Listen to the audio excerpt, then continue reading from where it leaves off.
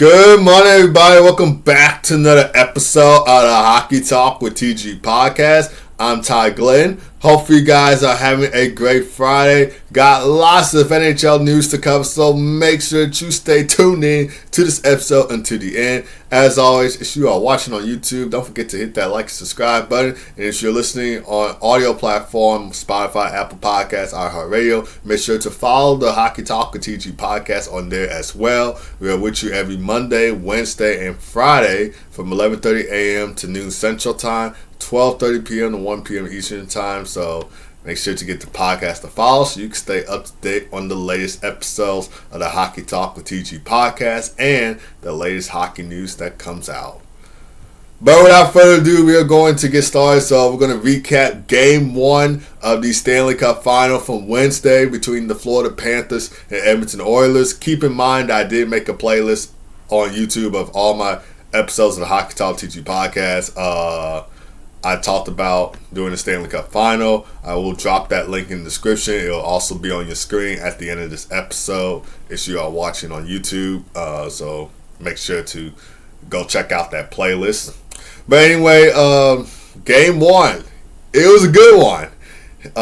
And the Oilers got it done with a 4-3 overtime win. Leon Draisaitl scored twice in this game. He scored the opening goal of the game 1 minute and 6 seconds into the first period, and then scored the game-winning goal in overtime with just 31 seconds remaining on the power play. Connor McDavid to Leon Draisaitl, like we haven't seen that a bunch of times, and that's game right there. And fun fact, his overtime goal marked his third overtime goal of the Stanley Cup playoffs, tying the NHL record for most overtime goals in a single playoffs. So pretty cool stat to know. And the Oilers lead this best-of-7 series 1-0.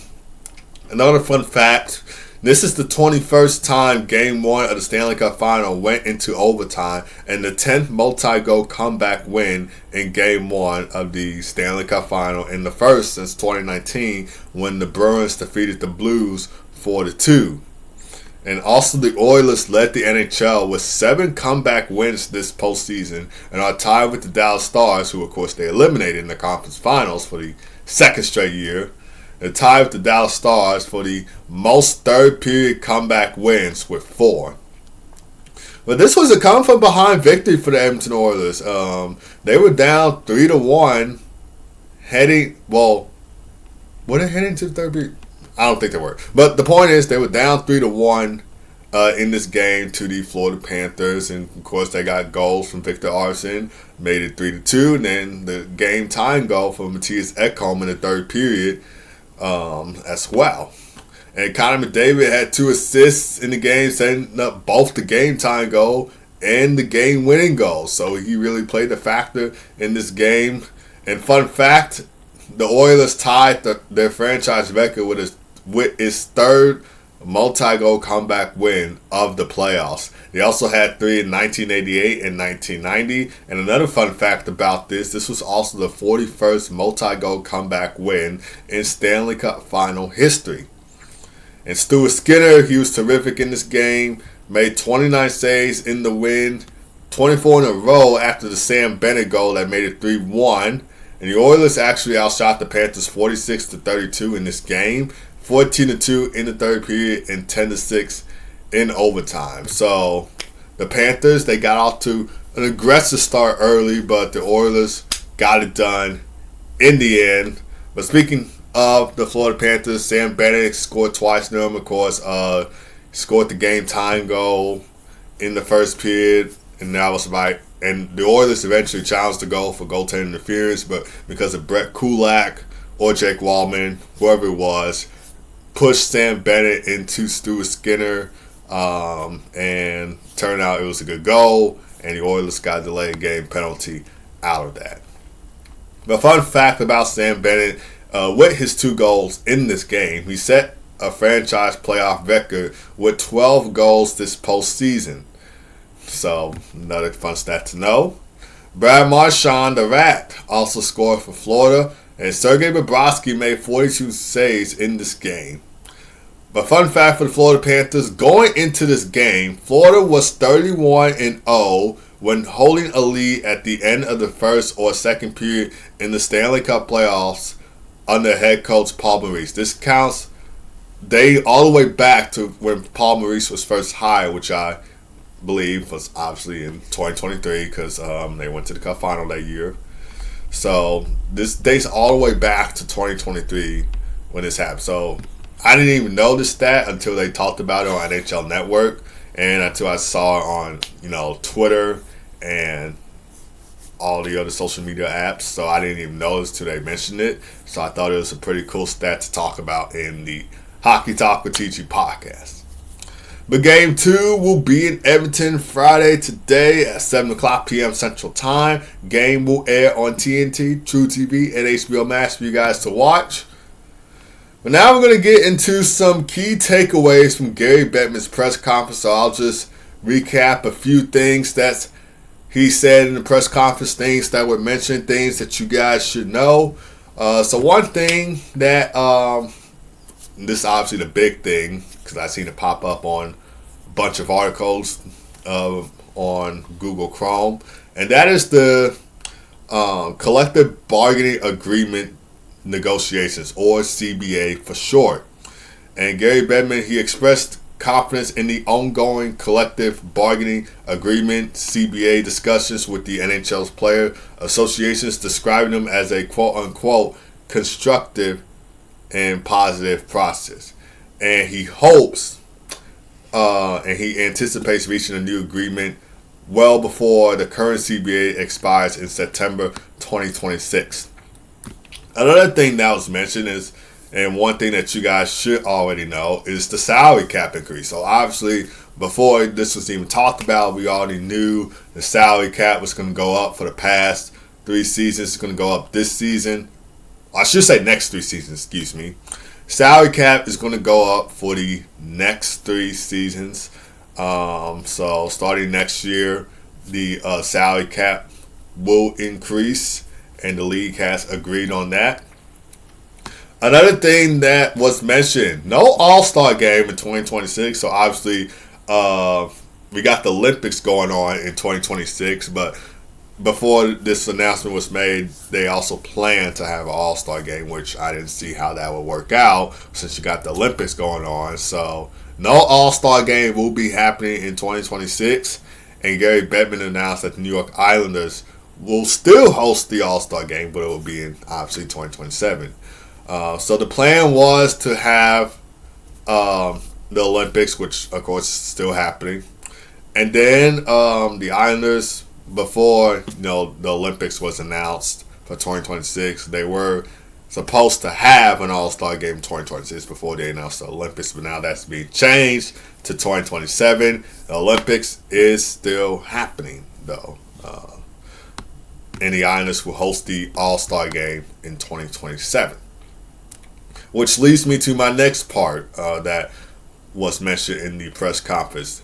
International competition schedule. So the NHL plans to alternate international competitions featuring the Olympics and the World Cup of Hockey, which the World Cup of Hockey will come back in 2028.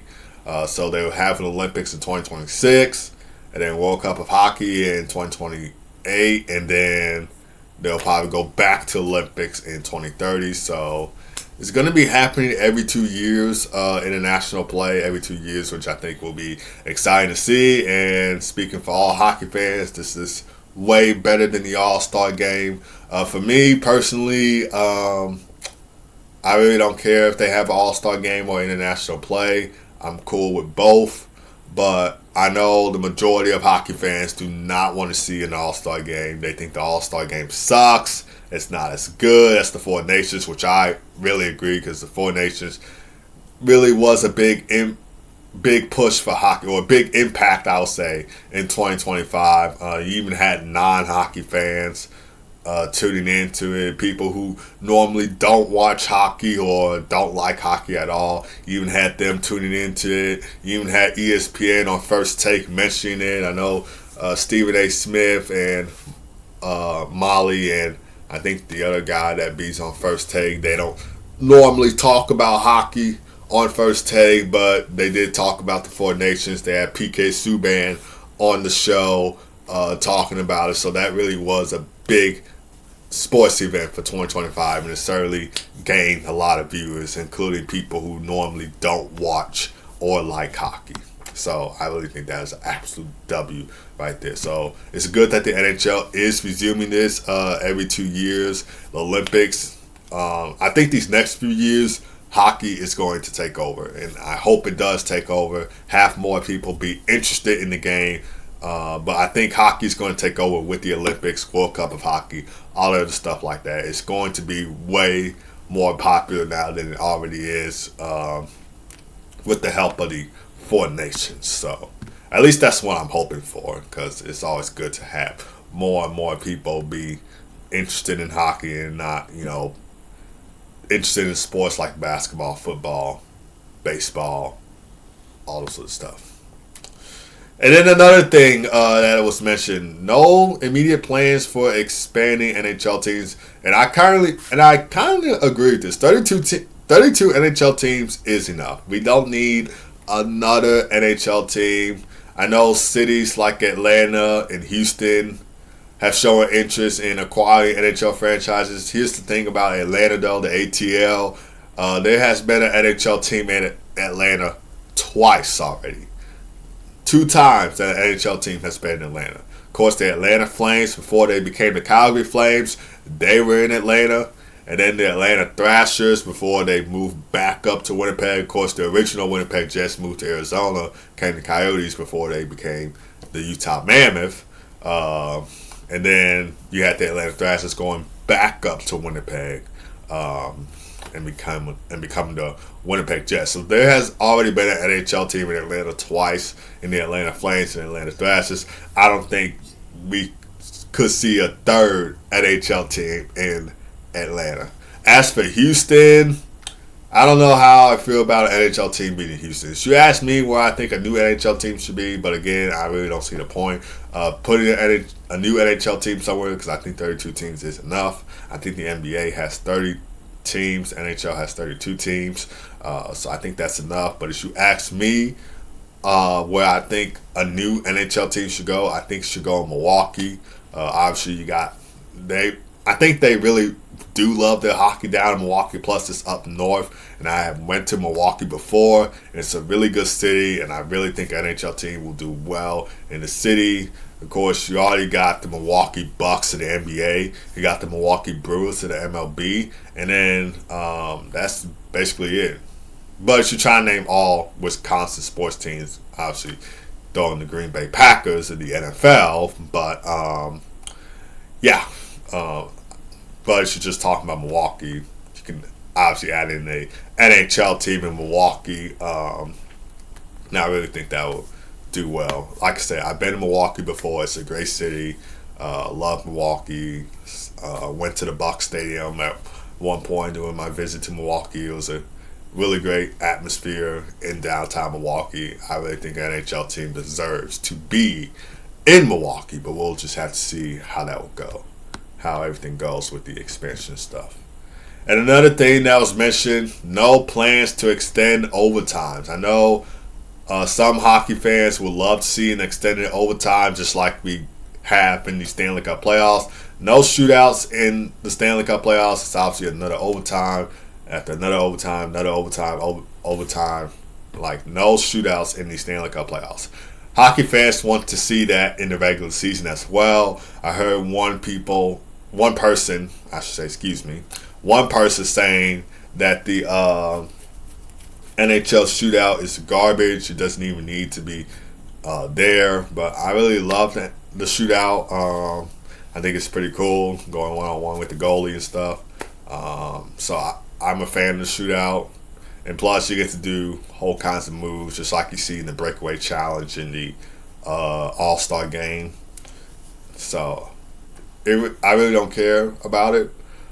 But I think, speaking for all hockey fans, they would love to see extended overtimes in the regular season. But obviously, that's not going to be the case. And I'm actually fine with the way that the NHL has structured now, with the shootout happening in the regular season. after a 5-minute overtime. So, yeah, but let me know you guys' thoughts on Gary Bettman's press conference. I know a lot of hockey fans do not like Gary Bettman. He gets hated and booed a lot, which is actually kind of hilarious if you ask me. But, yeah, let me know you guys' thoughts on Gary Bettman's press conference. Do you like what he said? Which I know that's probably a stupid question to ask because, again, he gets hated a lot for the things that he does. So, is there something that you would change about this? What would you change for the NHL? What would you like to see change? Stuff like that. Just drop a comment down below on Gary Bettman's press conference. But now we're going to move on to some Boston Bruins news. In the Boston Bruins, they hired Marco Sturm as their head coach on Thursday. He's the 30th head coach in franchise history. And fun fact about this, he becomes the first European-born head coach in Bruins franchise history. And so he replaces Joe Sacco, who served as interim head coach after Jim Montgomery was fired on November 19th of 2024. And the Bruins finished with a record of 24-30-6 under interim head coach Joe Sacco. And they concluded the 2024-25 regular season with a 33-39-10 record, finishing last in the Atlantic Division and missing the playoffs for the first time since 2016. And Marco Sturm was also a player for the Boston Bruins, in case you guys didn't know. He played with the Bruins from 2005 to 2010, recording 193 points in 302 games played, 106 goals, 87 assists for 193 points in 302 games played. He was most notable for scoring the overtime game-winning goal in the 2010 NHL Winter Classic to give the Bruins a 2-1 overtime victory against the Flyers. And before joining the Bruins as their head coach, Marco Sturm served as an assistant coach for the LA Kings from 2018 to 2022. And then he served as head coach of the LA Kings AHL affiliate, the Ontario Reign, which is obviously in California, not in Canada, for those who are confused, because Ontario is a city in Canada, but it's also a city in California. And this is the team in California. But he served as a head coach for the LA Kings AHL affiliate, the Ontario Reign, from 2022 to 2025, leading them to a 119, 80, and 17 record and 3 consecutive Calder Cup playoff appearances. He also coached the German national team from 2015 to 2018, guiding them to a silver medal at the 2018 Winter Olympics. So I really think this coaching hire kind of did surprise me, but him being a former Bruin and all, knowing the team a little bit well, I think this should work out in the end.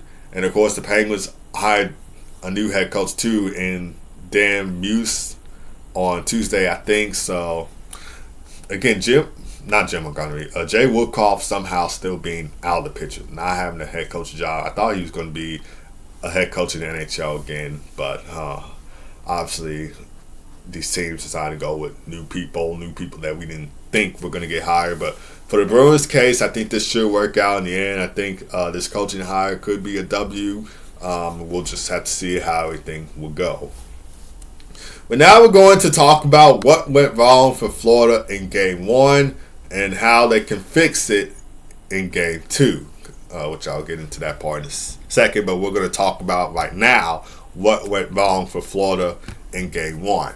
One of the things that I felt like was wrong for Florida in Game 1 was that they were just too comfortable with the lead. Of course, we all know Florida, high-power offensive team. They known to attack very early, and they are used to that. But I just think that they got really, really too comfortable with the lead. They thought that they were going to win this in the bag. They thought this was going to be a blowout win, maybe. And they faced the Oilers before in the Cup Final last year, beat them in 7 games. And I just thought they were too comfortable with the lead. They didn't think the Oilers could come back and all that other stuff. So that was what went wrong for Florida in Game 1. Another thing that went wrong for them in Game 1 was obviously the third period collapse. Again, the Panthers were outshot 24-8 in the third period. They lost full control, and they opened the door for the Oilers' comeback. So Third period was not good. The first two periods were solid. They had that aggressive play. They couldn't follow that up in the third period. And then another thing, unnecessary penalties. Of course, the Tomas Nosek delayed game penalty cost the Panthers this win. We can't be taking unnecessary penalties in game 2. That needs to change. Or throughout the series of the Stanley Cup Final. Because that delayed game penalty for Tomas Nosek, and everybody reacted to that penalty quickly, can't be taking those penalties. Especially in the Stanley Cup Final. So that obviously needs to change. And then another thing, the lack of offensive pressure. So of course, they had early success. They started out. They had the early success. They had that aggressive style of play. But again, they could not follow that up in the third period. They couldn't follow it up in overtime, and it cost them this game. We need to see that from the Florida Panthers, especially a Florida Panthers fan, throughout game 2, or in game 2, I should say, and throughout the series. But speaking of which, we're going to be talking about keys to the game for game 2 between the Panthers and Oilers. Game 2 is Friday at 7 o'clock p.m. Central Time. This game will air on TNT, True TV, and HBO Max. So, for the Florida Panthers, basically what I said, continue with that aggressive style play into game 2. Continue it throughout the game. Don't let your foot off the gas pedal. Don't be too comfortable with the lead. Just stay in control, stay composed, and you should come out with the win. And another thing, also stay on Connor McDavid and Leon Draisaitl. Obviously, Connor McDavid and Leon Draisaitl were instrumental in the Oilers' comeback win. They were the reason why the Oilers had that comeback win. And the Panthers need to lock on a dynamic duo in Connor McDavid and Leon Draisaitl if they want to come out with the win. And for the Oilers, use that same momentum in game 1. So, of course, the Oilers showcased their offensive prowess by overcoming that 2-goal deficit, continuing to apply relentless pressure and utilizing the depth. Scoring can keep the Panthers on their heels. Another thing is, and obviously the reason is, play defense. Their offense is really good. They have a stacked offense. But their defense needs to minimize high danger scoring chances from the Florida Panthers. Because again, I talked about the Florida Panthers having a high power offensive attack team. And they're known for starting out the game very aggressive. Oilers need to stay on that. Play defense. And keep the Panthers from getting a lot of scoring chances. Another thing is support Stuart Skinner. So, of course, Stuart Skinner's performance throughout the Stanley Cup Stanley Cup Final will be pivotal. We all saw how the Oilers did last year against the Panthers. This year, hopefully it changes because I am predicting the Oilers to win the Stanley Cup, and I'm hoping that they can get it done. But the team needs to support Stuart Skinner. And they need to clear out rebounds. They need to control the slot area. And they need to help out the goalie. Obviously, Stuart Skinner, one of the best goalies in the Stanley Cup playoffs. But he's not going to be able to stop all these shots alone. Obviously, he struggled earlier throughout the Stanley Cup playoffs. And he didn't have the support in the LA series in the first 2 games. But hopefully, the Oilers can support him now in the Stanley Cup Final. And according to DraftKings, the Oilers are the slight favorites to win Game 2 with the odds at -130, while the Panthers are at +110. The over-under for total goals is set for 6.5. So, Oilers are the favorites to win Game 2, but we'll just have to see how everything will go. We'll see if they can take a 2-0 series lead heading to Sunrise on Monday. Long trip from Edmonton to Florida. It's going to be the same thing that we saw last year. But yeah, we'll just have to see how everything will go in Game 2.